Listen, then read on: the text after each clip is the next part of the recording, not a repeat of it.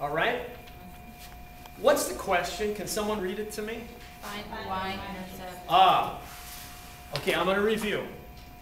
To find the y-intercept, you let the other letter equal 0. You always let the other letter equal 0 for whatever intercept you're looking for. So the question is, find the y-intercept. Watch what I'm going to do. This is x, this is y, right? Find the y-intercept. Let the other letter equal 0. There.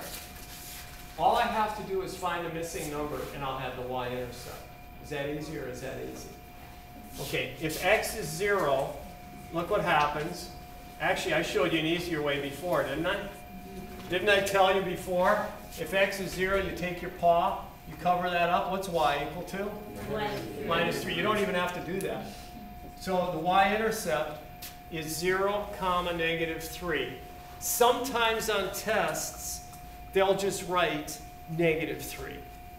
But I really prefer the ordered pair, because any point on a graph is 2 numbers. It's not 1 number. And how do they have it here? They have it as an ordered pair. Okay, very good. Thank you. They have it written the correct way here.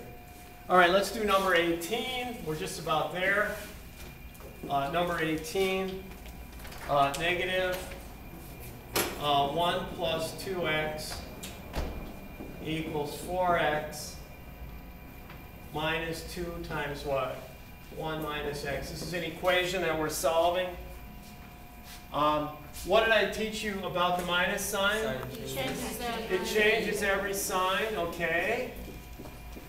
And here I'm going to use the distributive property.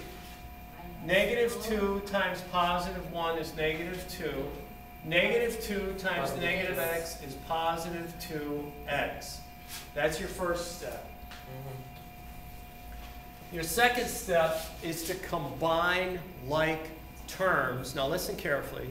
Separately on each side. Combine like terms separately on each side.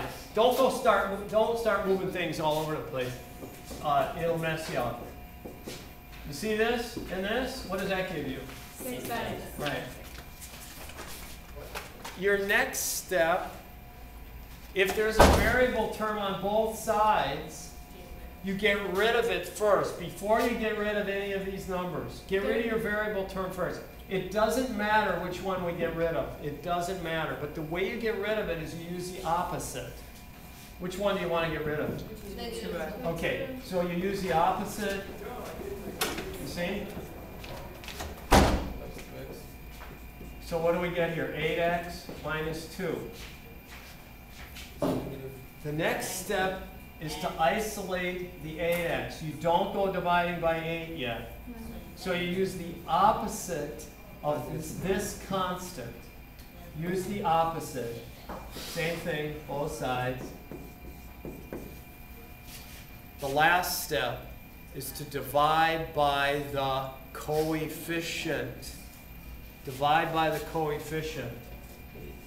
That's always your last step. So x is equal to 1/8. Okay?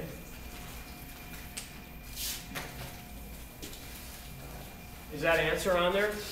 Yeah. It should be.